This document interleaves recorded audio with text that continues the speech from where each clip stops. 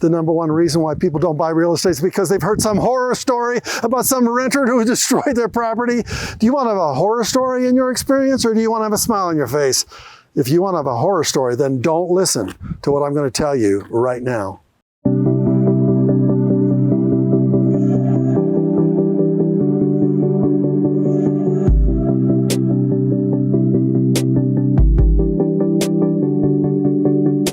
Guess how many renters are behind in their rent right now, today? 6 million renters. You don't want a renter like that that's behind in their payments to you, do you?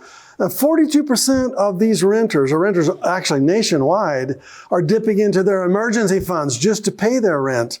And so you got to learn how to find the right renters.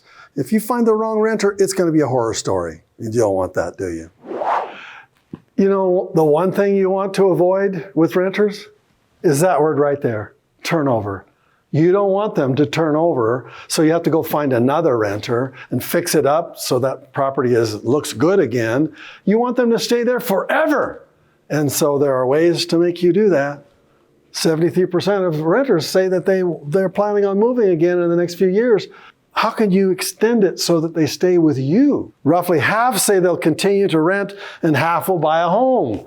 So finding renters is an ongoing game and a good skill to have. How do you advertise to find the best renters? Because you're going to have to advertise, whether you're doing it online or whether you're using a real estate agent to help you, maybe putting signs on the front yard or maybe in the window. Maybe a property manager has a list of people who are looking for properties like that. Direct mail, friend, relative, colleague, a print ad, maybe being a landlord that has a list of people who want to find a place to stay. How you advertise is important, but when they come to you from your advertising, the interview you have with them is extremely important. We'll get to the interview in just a second, but before we do, I want to talk about the pros and cons of online versus offline marketing. Online, of course, is probably where you want to spend time because there's going to have a lot more people there. It's a bigger reach, but it's going to generate more fake leads, people who are kind of looky-loos. It's pricier, it's going to cost you money, and it may potentially find someone who will pay more. That's an advantage, maybe because they're more highly qualified. Now, what about the pros and cons of having a sign? Well, it's good because people driving by can see exactly where that property is, and you get to target people in the area that you're looking for. It's non-intrusive. It gives you fewer false positives, as you call it.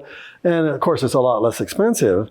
But the bottom line is you need to attract somebody from however you do your advertising to come to an open house. Let's talk about this very special way of finding the right tenant.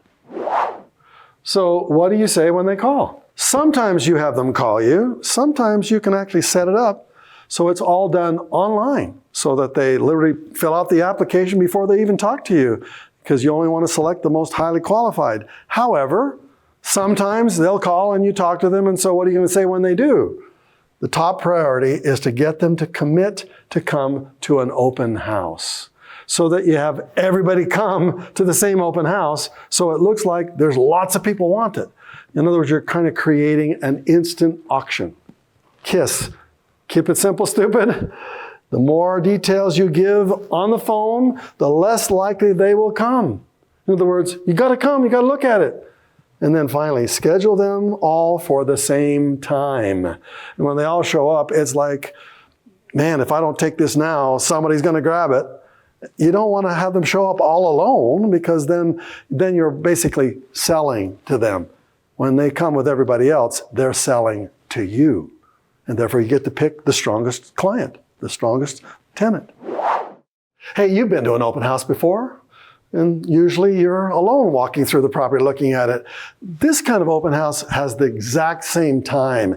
Everybody comes, let's say, at 3 o'clock. And if they can't come at 3, then they don't come to the open house because you want to have at least 4 or 5 people who are roaming around the house at the exact same time. That creates this environment where they are incentivized to rent your home immediately. But before you rent to them, you want to have everyone fill out the application, accept no less than the first and last month's rent up front.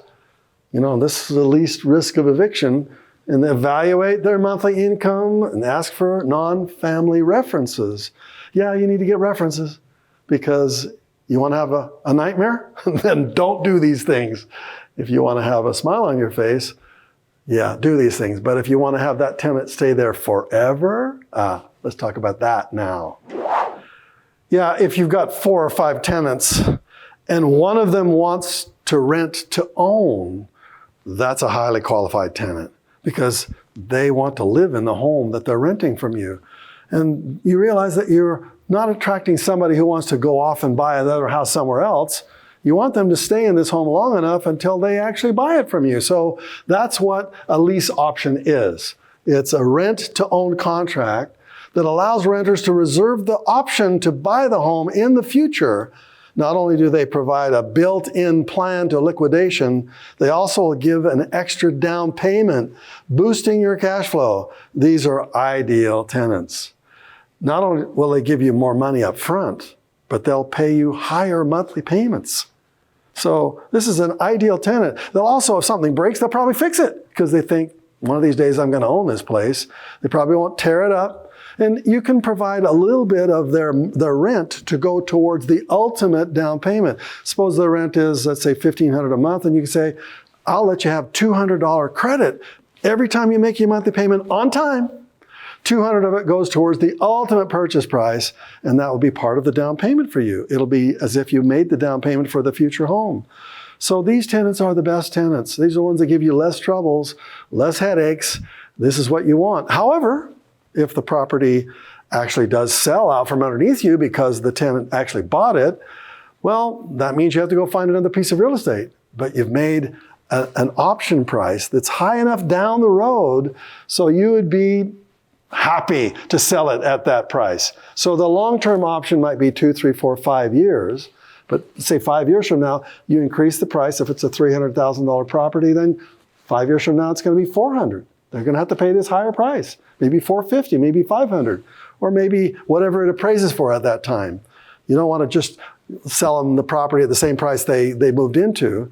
You want to make a profit from this. And then if you have 10 properties with lease-to-own situations like that, most of them won't actually follow through on the buying of the property. And therefore, you get to do it again. You can lease it out to somebody else with another down payment, another high interest rate. Hey, it's the ideal game. Yeah, play that game. Do you want to have a horror story in your rentals? Then don't get this book. Don't read this book, because this will show you how to get the right kind of tenants so you can have a smile on your face as the money pours into your life. Click on the link and get this book and read it. You'll love it. So we've been talking about how to find the right tenants, and that's really important to this game. You need to learn these little tricks. Because if you don't, if you're trying to be an independent investor and not involving anybody else in the process, not having a mentor to coach you and guide you, then you will have some horror stories. It's just the way it works. So I hope you learned a lot from this one. There's a lot more next to learn from. But before you go, click on the link and subscribe. It's free. Thanks for watching. I hope you learned something today. Make sure you subscribe and watch the next video.